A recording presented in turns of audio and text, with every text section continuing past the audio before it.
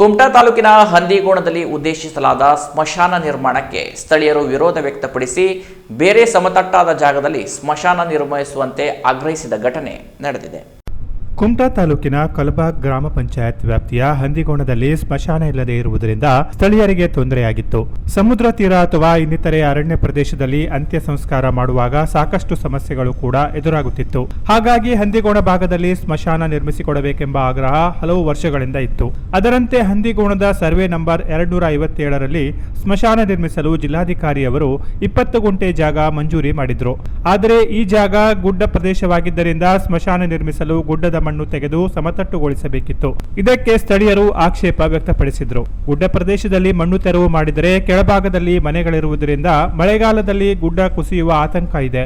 ಹಾಗಾಗಿ ಅಲ್ಲಿಯೇ ಪಕ್ಕದಲ್ಲಿ ಸಮತಟ್ಟಾದ ಜಾಗವಿದ್ದು ಅಲ್ಲಿಯೇ ಸ್ಮಶಾನ ನಿರ್ಮಿಸುವುದು ಒಳಿತು ಎಂದು ಸ್ಥಳೀಯರಾದ ಗಣೇಶ್ ಕೆ ಭಟ್, ಜಗದೀಶ್ ಭಟ್, ಗಣೇಶ್ ಆರ್ ಭಟ್, ವಿಶಾಲ್ ಭಟ್ ಇತರರು ತಾಲೂಕು ಆಡಳಿತವನ್ನ ಆಗ್ರಹಿಸಿದರು.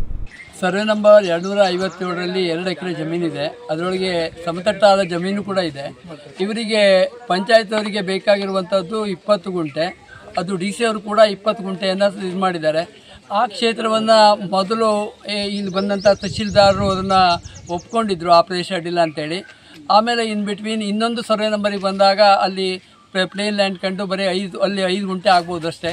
ಮುಂದಿನ ದಿವಸಗಳಲ್ಲಿ ಅದನ್ನು ಮತ್ತೆ ಮಣ್ಣನ್ನು ಅಗಿತಾರೆ, ಮತ್ತೆ ಪ್ರಾಬ್ಲಮ್ ಅದೇ ರೀತಿ ಆಗುತ್ತೆ. ಅದಕ್ಕಿಂತ 257ರಲ್ಲೇ 20 ಗುಂಟೆ ಜಮೀನು ಫ್ಲ್ಯಾಟ್ ಆಗಿರೋದ್ರಿಂದ ಅಲ್ಲೇ ಮಾಡಲಿ ಹೇಳುವಂಥದ್ದು ನಾಗರಿಕರ ಒಂದು ಅಭಿಪ್ರಾಯ ಆಗಿದೆ.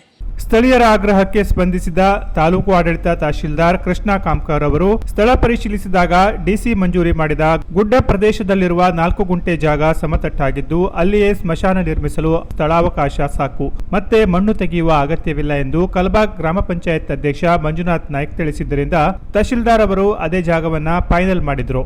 ಅಲ್ಲದೆ ಸ್ಮಶಾನ ಸುತ್ತಲೂ ಕಾಂಪೌಂಡ್ ನಿರ್ಮಿಸಿ ಮೂಲಸೌಕರ್ಯ ಕಲ್ಪಿಸುವ ಕುರಿತು ಚರ್ಚಿಸಿ ನಿರ್ಣಯಿಸಲಾಯಿತು. ಪಕ್ಕದಲ್ಲಿರುವ ದೇವಸ್ಥಾನಕ್ಕೆ ತೆರಳಲು ಸಮಸ್ಯೆಯಾಗದಂತೆ ರಸ್ತೆ ನಿರ್ಮಿಸುವಂತೆಯೂ ಸೂಚಿಸಲಾಯಿತು. ಗ್ರಾಮದ ಸರ್ವೆ ನಂಬರ್ 257ರಲ್ಲಿ ಸರ್ಕಾರಿ ಹಾಡಿ ಜಮೀನಲ್ಲಿ ಸ್ಮಶಾನ ಉದ್ದೇಶಕ್ಕಾಗಿ ಮಾನ್ಯ ಜಿಲ್ಲಾಧಿಕಾರಿಗಳು 20 ಗುಂಟೆ ಜಾಗವನ್ನು ಕಾಯ್ದಿರಿಸಿದ್ರು. ಅದರ ಪ್ರಕಾರ ಇಲ್ಲಿ ಊರು ಜನರು ಆ ಸರ್ವೆ ನಂಬರಲ್ಲಿ ಸ್ಮಶಾನ ನಿರ್ಮಾಣ ಮಾಡಿದ್ರೆ ಗುಡ್ಡವನ್ನು ತೆಗಿಬೇಕಾಗತ್ತೆ. ಸುಮಾರು 250ರಿಂದ 300 ಟ್ರಿಪ್ ಮಣ್ಣು ತೆಗೆದ್ರೆ ಅದನ್ನು ನಾಳೆ ಮುಂದಿನ ದಿನಗಳಲ್ಲಿ ಆ ಗುಡ್ಡ ಕುಸಿತವಾಗಿ ಕೆಳಗಡೆ ಎಲ್ಲ ಮನೆಗಳಿದ್ದಾವೆ, ಮನೆಗಳಿಗೆಲ್ಲ ಆತಂಕ ಆಗುತ್ತೆ ಅಂತ ಹೇಳಿ ಮಾನ್ಯ ಜಿಲ್ಲಾಧಿಕಾರಿಗಳಿಗೆ, ಮಾನ್ಯ ಸಹಾಯಕ ಆಯುಕ್ತರಿಗೆ ದೂರನ್ನು ಕೊಟ್ಟ ಪ್ರಕಾರ ಇವತ್ತು ನಾನು ಸ್ಥಳ ತನಿಖೆಯನ್ನು ಮಾಡಿದ್ದೇನೆ. ಸ್ಥಳ ತನಿಖೆ ಮಾಡಿದ ಪ್ರಕಾರ ಇಲ್ಲಿ ಒಂದು ಗುಡ್ಡ ತೆಗೆದಂತಹ ಪ್ಲೇಸಲ್ಲಿ ವೇಕೆಂಟ್ ಪ್ಲೇಸ್ ಇತ್ತು, ಸಮತಟ್ಟಾದಂತಹ ಒಂದು ಪ್ಲೇಸ್ ಇತ್ತು. ಆ ಪ್ರದೇಶವನ್ನು ಆಯ್ಕೆ ಮಾಡಿಕೊಂಡು ಅಲ್ಲಿ ಸ್ಮಶಾನವನ್ನು ಮಾಡಲಿಕ್ಕೆ ಹೇಳಿದ್ದೇನೆ. ಅದರ ನಂತರ ದೇವಸ್ಥಾನ, ಅಲ್ಲಿಂದ ಸುಮಾರು ಒಂದು 300ರಿಂದ 400 ಮೀಟರ್ ಅಂತರದಲ್ಲಿ ದೇವಸ್ಥಾನ ಇದೆ. ಆ ದೇವಸ್ಥಾನಕ್ಕೆ ಹೋಗುವವರಿಗೂ ಕೂಡ ದಾರಿಯನ್ನು ಮಾಡಿಕೊಡಬೇಕು. ಪಂಚಾಯತಿಯಿಂದ ಕಂಪ್ಲೀಟಾಗಿ ಕಾಂಪೌಂಡನ್ನು ನಿರ್ಮಾಣ ಮಾಡಿಕೊಂಡು ಅವರಿಗೂ ಕೂಡ ದೇವಸ್ಥಾನಕ್ಕೆ ಹೋಗಲಿಕ್ಕೆ ಅಲ್ಲಿ ದಾರಿ ಮಾಡಿಕೊಡಬೇಕು ಅಂತ ಹೇಳಿ ಪಂಚಾಯತ್ ಅಭಿವೃದ್ಧಿ ಅಧಿಕಾರಿಗಳಿಗೆ ಈಗಾಗಲೇ ನಾನು ನಿರ್ದೇಶನವನ್ನು ಕೊಟ್ಟಿದ್ದೇನೆ.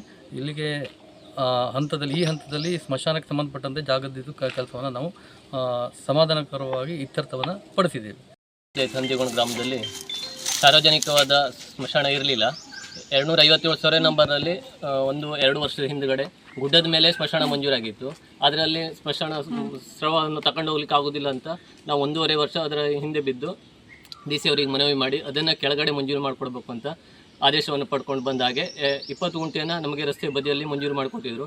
ಅದರಲ್ಲಿ ಸಾರ್ವಜನಿಕರ ತಕರಾರಿಂದ ಯಾರೋ ವೈಯಕ್ತಿಕವಾಗಿ ಗುಡ್ಡದ ಮಣ್ಣು ತೆಗಿತಾರೆ ಅಂತ ಹೇಳಿದ್ದರಿಂದ ಅದನ್ನು ತಡೆ ಮಾಡಿ ತಹಶೀಲ್ದಾರಿಗೆ ತಿಳಿಸಲಾಯಿತು. ತಹಶೀಲ್ದಾರ್ ಬಂದು ಅದೇ ಸ್ಥಳದಲ್ಲಿ ಸಮತಟ್ಟಾದ ಜಾಗದಲ್ಲಿ 4 ಗುಂಟೆ ಸ್ಮಶಾನಕ್ಕೆ ಕಾಂಪೌಂಡ್ ಹಾಕಿ ಸ್ಮಶಾನವನ್ನು ಮಾಡಲಿಕ್ಕೆ ಅಧಿಕೃತವಾಗಿ ಘೋಷಣೆ ಮಾಡಿದ್ದಾರೆ.